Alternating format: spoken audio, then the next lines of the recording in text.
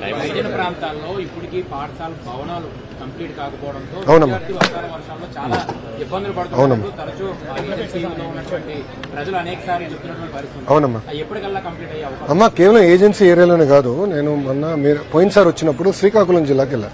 శ్రీకాకుళం పట్టణంలో ఉన్న మున్సిపల్ పాఠశాలకి వెళ్ళా. ఆ రోజు పెద్ద ఎత్తున వర్షం పడింది.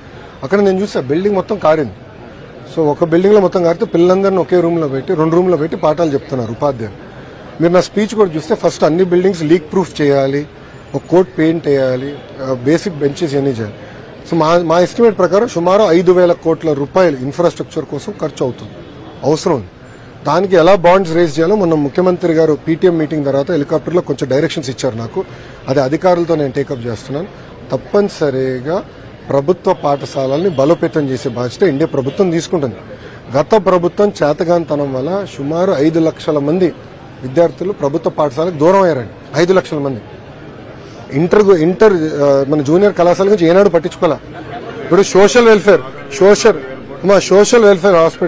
హాస్టల్స్ ఉన్నాయి. ఎంత దారుణమైన పరిస్థితులు ఉన్నాయి గౌరవ మంత్రి గారికే తెలుసు. మంత్రి గారు నేను చర్చించాము, సంధ్యారాణి గారితో కూడా నేను మాట్లాడినప్పుడు కూడా ఎట్లా చేయాలి, టాయిలెట్స్ అంతా ఎట్లా చేయాలి, మనకు నిధులు అంటే ఫైనాన్సెస్ లిమిటెడ్ ఉండే సిఎస్ఆర్ ఫండ్స్ కూడా తీసుకుని ఇప్పుడు రిపేర్ చేపిస్తున్నారు.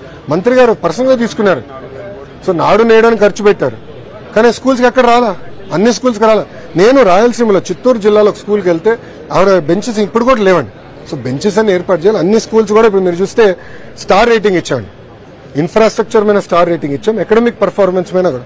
ఎందుకంటే కేవలం అద్భుతమైన భవనాలే కడతాం మాత్రమే చదువు వస్తుంది కాదు కదా. క్వాలిటీ ఎట్లా ఇంప్రూవ్ చేయాలి, అవుట్కమ్స్ మార్క్స్ ఎట్లా ఇంప్రూవ్ చేయాలి దానిపైన కూడా స్టార్ రేటింగ్ ఇచ్చాం. సో 1 స్టార్లో ఎన్ని పాఠశాలనే అవన్నీ ఎట్లా అప్గ్రేడ్ చేయాలి, 2 నుంచి 3. సేమ్ థింగ్ లెర్నింగ్ అవుట్కమ్స్ మీద ఎడ్ చేయాలని 5 స్టార్ రేటింగ్ మీద చేసాం. అది మీరు చూస్తారు కదా, రాబోయే ఎలాంటి మార్పులు వస్తే చేసి చూపిస్తాం.